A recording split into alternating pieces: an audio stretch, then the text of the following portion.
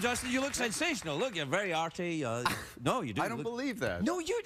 Why do you think I'm being insincere? I don't know. I'm very insecure about what's going on here. It looks good. People have been saying variations of what the Ay caramba! Is that on your face. So it'll come out in the form of like, that's interesting. What's happening? That's a common one. What's happening here? No, I think it's clear what's happening. It's something gorgeous is happening. Puberty is starting to happen. Yeah, you look great. You're very artistic. You look like a French impressionist. Looks great. That's nice of you to say. I want to say something to Nadia, actually, if she's still here. Yeah, Nadia, the German. Nadia, foul off die Nusse. What? Foul off. I get that a lot. Yeah. I think what she's saying is, what is happening here? What is this sort of weird pubic thing on your face? Foul off die Nusse? Foul off the Nusse. Am I saying it wrong? That's the one thing I know how to say in German. What is that? It means hit me in my nuts. Oh, foul off the Nusse. Yeah. Is that something you've ever used before? No, when I went to Berlin, for some reason, that was the one thing that I retained. I learned a bunch of... I'd love to go to Berlin. Yeah. Oh, yeah? You haven't been? Yeah, I've never been there. I'd really like to go to Berlin. Oh, it's fun. Did you go to Hansa Studios and record your seminal album? No, I've yet to record the album. I went there for like 2 days, and really? I said "Follow up the Nusse" to a lot of people. And any takers? I was out. All right, yeah. Hey, tell me about the film. It looks fascinating. What goes on? Thanks. Yeah, it's about a writer who is courting this girl, and he's very insecure, and so he kind of creates a persona based on her Facebook profile, based on what he thinks she would like. Oh, right. So oh, I see. Because she says this is the things that I like, and so things like so he learns like guitar. He learns how to play the guitar, which was based on something that happened to me. I took guitar lessons from this guy who just kept playing, you know, and he'd be like, here's how you do it, and he'd like play for a good 4 or 5 minute song. And then I'd go, okay, is that a C? How do you do it? And he's like, hold on, let me, and he would just keep playing songs. I was a terrible teacher. So Sam Rockwell plays that guy. The guitar teacher? The guitar teacher. And that looks like Dinklage there, That's Dinklage, right? Yeah. The great Pete Dinklage. We were so fortunate to have those guys. And Vince Vaughn plays a part. And wow, couldn't you get anybody? What the hell, man? We got really lucky. Yeah. Well, no, lucky. You must have had some money or some, maybe some photographs of some people doing some stuff. A lot of blackmail. Yeah, no. All of them, yeah. Where'd you go to college? I went to Vassar for 2 years. Oh, yes, you did. Yes, you did. It was a great ratio at Vassar. It was 62% female. And, that's good, right? I think so. It was for me, for someone who had a hard time with girls. And a lot of the 30% of the guys were not necessarily into girls. They were very... So wait, let's play with the numbers here. 62% girls. We're talking, so out of that, we're gonna figure 50% heterosexual girls. Ooh, that's kind. You're being kind. This is Vassar. Yeah, no, I would say probably about 50%. All right, so 50% of the 62%. They had a thing there called Lugs and Bugs, which was lesbian until graduation, and then bisexuals until graduation. Yeah, and then after graduation, they they didn't want to piss off their parents anymore, and they kind of went back to I wish I had gone to this place. I felt I would have fit right in. It was fun. Yeah, what did you major in when you were there? English major? I was a philosophy major. Really? Yeah. Oh, I love this. Now, my dad's a philosophy professor. Is he really? Yeah, great beard. So what does he specialize in? Medieval philosophy. So medieval, so pre-Enlightenment philosophy. Yes. That's quite interesting. Aquinas and Augustine. This is going to kill tonight. Never mind that. You're going to eat this up. No, I'm fascinated by Thomas Aquinas. I think he never wrote anything after the age of about 33, which I find amazing. Yeah, that's right. And my dad is the foremost expert on this guy, Richard Fishacre. Hold for applause. Hold for applause. Yeah. Wait. We'll add it later. Yeah. Who's Fishacre then? Well, he was pre-Aquinas, and my dad claims that Aquinas got a lot of his ideas from... What, Aquinas ripped off Fishacre? I don't know if I'm ready for this kind of scandal on a Friday night talk show. Scandalous. Oh, the hits on YouTube. This is going to... This is going to be crazy. People are going to be like, never mind the twerking, Fishacre. That's, yeah, well, that's in medieval philosophy, that's considered a... Yeah, I have to study this a bit. And by that, I mean Google Richard Fishacre. I think but I had a great... I loved it. I loved studying. And my favorite class was this Plato seminar taught by this guy, Mr. Miller. But it was on a Friday. I chose the best... I knew Thursday night was a big night to go out. And I worked at this on-campus bar called The Mug. And so I would just get I mean, you know. Of course. Yeah, absolutely. You were of the age, that's what you should do. Right. Yeah. You're supposed to. Well, you know, No, only... oh, no.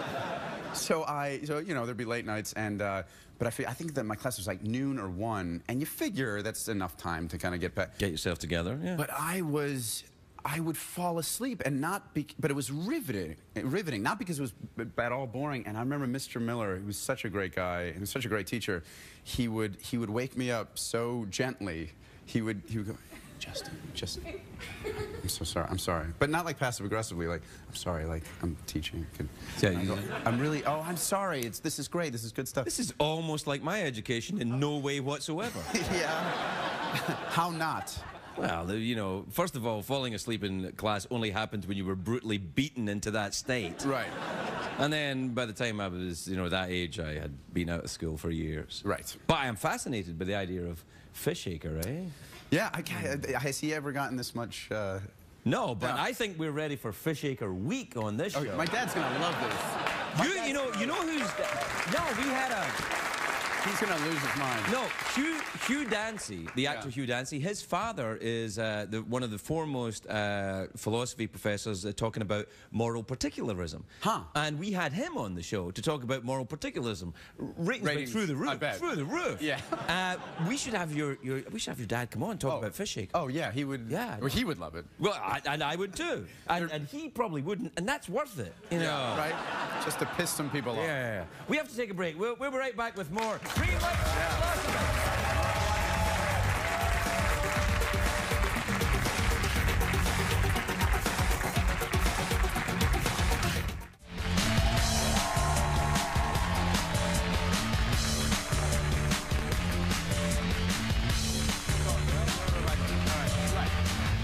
So, we were just talking during the break, and I found out that Justin's father is a philosophy, an expert on medieval philosophy. Yes. And so was he excited about your decision to go into show business? It's funny you ask, because he was very open to it.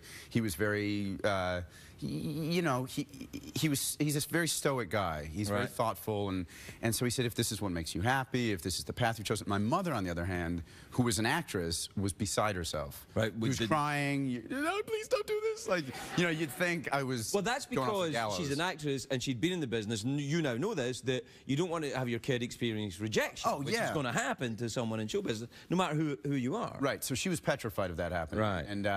And came around just when I started working. But because I grew up, and for a while, the last thing I wanted to do was be an actor. I grew up seeing her and go through it, and I mean, just rejection. And we used to run around New York City with her. Right. So it wasn't.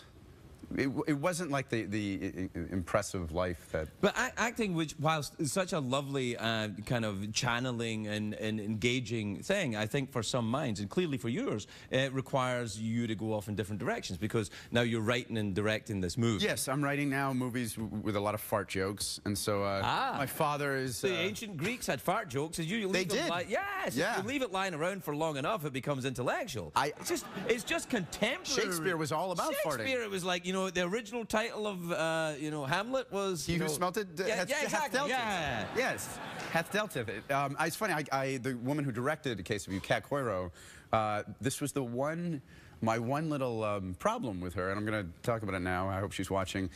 I discovered this a couple weeks in, and I got really scared because the movie was in her hands at this point, that she revealed that she hates fart humor. Hey, like I can hardly understand what you're saying. Right? Yeah, it's like someone who hates the Beatles. Yeah, it's like, what's wrong with you? I think it's the one thing that it's the first thing you laugh at, in a life, and it's hopefully going to be the last thing. And just one more. Good night. The best. I hope I go on a fart. So I would say to her, I would try to draw up like every conceivable scenario of like how a fart could be funny. And she had a good sense of humor, but I just don't get it. I don't see how. I said, okay. You're in church. It's a particularly solemn moment, you know, maybe even a funeral, and everyone's just quiet, moment of silence, and someone just squeaks out like a little, or like a question, like a. One of those. You know, like a, like the thoughtful one. And I enjoy that. I mean, there's nothing better. Oh, it's like, excuse me. Yeah. but kind of like sorry. Sorry. Yeah, but I'm not really. Yeah, Kind of like funny. a mischievous She little fart. didn't think that was funny? Nothing. And I kept trying. So I had this app. I downloaded this app. I've got it. Is this the quickest anyone's gone from Aquinas to fart apps in any conversation? You don't see this show much, do you, pal? Download this app. It's a lot of fun. I plug it into my speakers in my car, and we drive around. I love doing this in LA particularly because there are pockets of LA where these like super douchey clubs, you know, and I think I'm familiar with what you're probably talking about. yeah. And outside there are lines of people. You think like you hear like loud, like, and like who would want to go there? And it seems like a nightmare to me. It seems like just like the epitome of hell. But there are lines of people just like dying to get in. Like, please, God. And most of them are really like kind of girls with like good bodies, but they're all wearing those mini those skirts that and they're always yanking them down. You know what I mean? And like walking in like uncomfortable heels like that. That kind of. You're kind of turning me on doing that. I'm sorry. Please forgive me. I'm sorry. I'm sorry. And so what I like to do is I like to pull up next to one of those places and say, roll down my window and have the fart thing ready and say, hey, does anybody know where, whatever, mood or loud is? and I get like kind of like a Crikey. response, like, it's right, it's here. And as I'm saying thank you, I just blow a big, there it is. Yeah. Perfect. And drive away. Hours of fun. Hours of fun. Vassar, you must be very proud. Just love